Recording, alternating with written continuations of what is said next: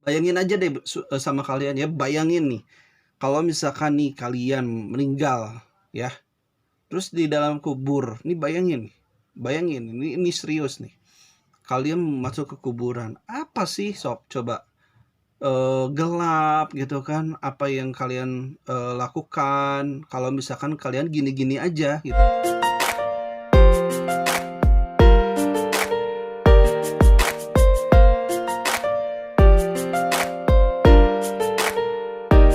Bismillahirrahmanirrahim. Kembali lagi bersama saya di my channel ya.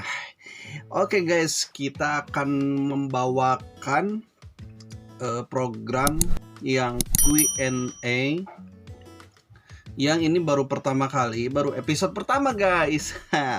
Pokoknya kita akan jawab dari pertanyaan-pertanyaan yang sudah masuk ke DM Instagram. Nah, buat kalian yang pengen bertanya-tanya secara langsung aja DM guys. Nanti kita akan jawab semuanya, oke guys?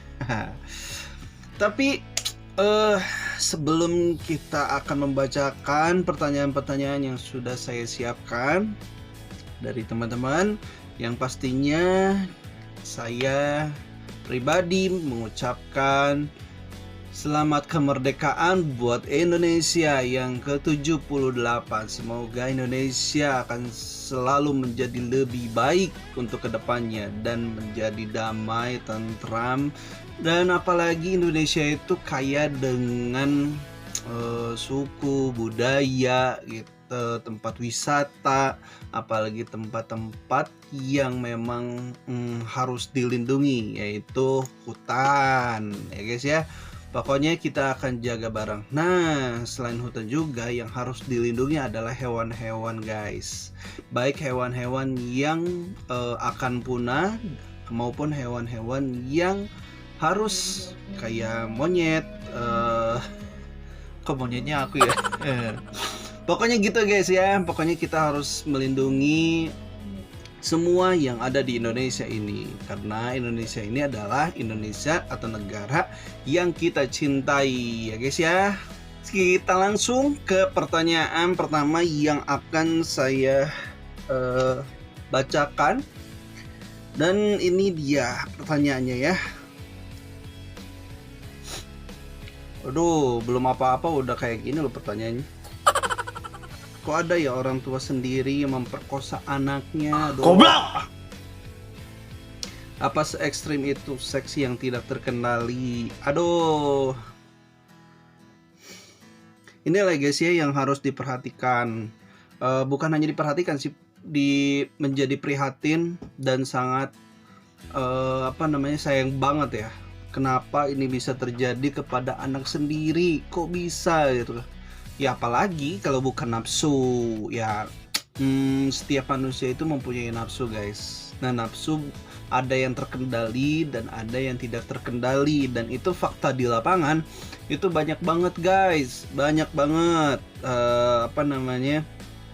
ibu memperkosa anaknya sendiri, anak memperkosa ibunya, bapak memperkosa anaknya, mungkin tetangga memperkosa tetangganya, banyak banget. Itu karena kenapa? Karena nafsu yang tidak terkendali ya guys ya. Gara-gara apa? Pastinya gara-gara satu, nonton yang seperti itu. Dan mungkin ada aja sih orang yang nonton tapi bisa terkendali aja, ada aja. Cuman kok bisa fakta di lapangan mengatakan banyak terjadi kasus pemerkosaan, baik ya itu ya tadi ya guys ya yang disebut. Cuman yang aku pengen jawab di sini, manusia gini loh, manusia itu antara malaikat dan hewan sebenarnya. Ini kita di tengah ya guys ya, di tengah ini kita manusia ya. Ini manusia ya, ini di atasnya malaikat, ini di bawahnya hewan. Nah, biasanya kalau misalkan manusianya ini mengikuti nafsunya, mengikuti kejelekannya, mengikuti arahan nafsunya, biasanya dia akan mengarah ke hewan. Karena kalau di Al-Quran itu menyebutkan manusia itu bisa lebih dari hewan dan bisa menjadi seperti hewan, sifatnya, sikapnya gitu kan. Dan mungkin lebih dari hewan juga banyak gitu kan. Nah itu guys, makanya kita tuh harus bisa mengoreksi diri sebenarnya. Kenapa itu bisa terjadi? Ya mungkin hilaf. Mungkin hilaf guys, itu anak sendiri guys. Makanya ini bukan hanya soal pemerintah atau kepolisian atau siapapun, tapi kita semuanya ada ya, dari kepala rumah tangga, dari istri, dari anak gitu kan ya, gitu sih guys. Makanya ya aku bilang aku geleng-geleng sih kalau ada yang seperti ini. Kenapa anak yang menjadi korbannya gitu kan? Padahal anak itu mempunyai masa depannya, masih punya jalan yang harus dia capai, tujuannya, cita-citanya, impiannya. Kenapa harus dirusak gitu loh? Ya tapi kasusnya ini berkesinambungan, bukan hanya dari orang tua ke anak atau anak ke orang tua, tapi sesama teman gitu kan, atau mungkin yang kayak suka tapi ditolak mungkin gitu kan. Itu banyak sih guys, makanya aku sih geleng-geleng kok bisa gitu ya. Tapi secara faktanya banyak banget itu yang terjadi seperti itu. Makanya ini adalah tanggung jawab kita semua, bahwa kita tuh jangan mengikuti nafsu kita. Karena kenapa? Karena nafsu yang diikuti akan menjadi seperti itu. Sikap kita akan menjadi hewan, seperti hewan gitu kan. Atau kalau hewan kan tidak berpikir. Kalau membunuh aja gitu kan. Terus memperkosa aja gitu kan. Terus sama sih manusia juga, asal membunuh, kayak misalkan kayak begal gitu kan. Itu kalau menurut aku sama sih. Karena kenapa? Karena si begal ini nggak pernah menyadari, nggak pernah mengerti bahwa orang yang dibegal, orang yang mereka bunuh, orang yang mengambil hartanya dari korbannya, itu mereka mempunyai keluarga yang ada di rumahnya gitu. Mereka mempunyai keluarga yang mungkin pada saat itu membutuhkan uang. Kenapa harus diambil? Kenapa istilahnya dibunuh? Padahal mungkin di rumahnya ada anaknya, ada istrinya yang sedang menunggu, yang merindukan ayahnya gitu kan. Ya itulah, makanya kita harus saling introspeksi lah ya. Buat semuanya tolong ayo kita ya, mumpung sekarang Indonesia lagi merdeka, lagi ulang tahun yang ke-78, yang pasti ada doa-doa yang terbaik lah, apalagi untuk masyarakat, rakyat, apalagi untuk pemuda-pemuda Indonesia ya.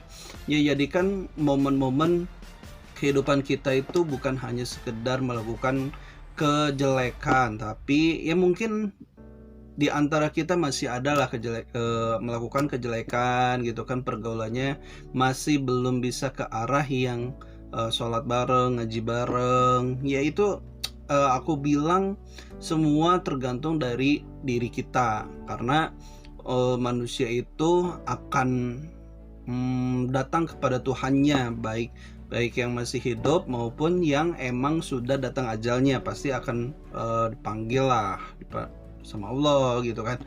Makanya yuk sebelum terlambat gitu kan. Karena bayangin aja deh sama kalian ya, bayangin nih kalau misalkan nih kalian meninggal ya, terus di dalam kubur nih, bayangin ini serius nih, kalian masuk ke kuburan, apa sih coba gelap gitu kan, apa yang kalian lakukan kalau misalkan kalian gini-gini aja gitu, maksudnya teh.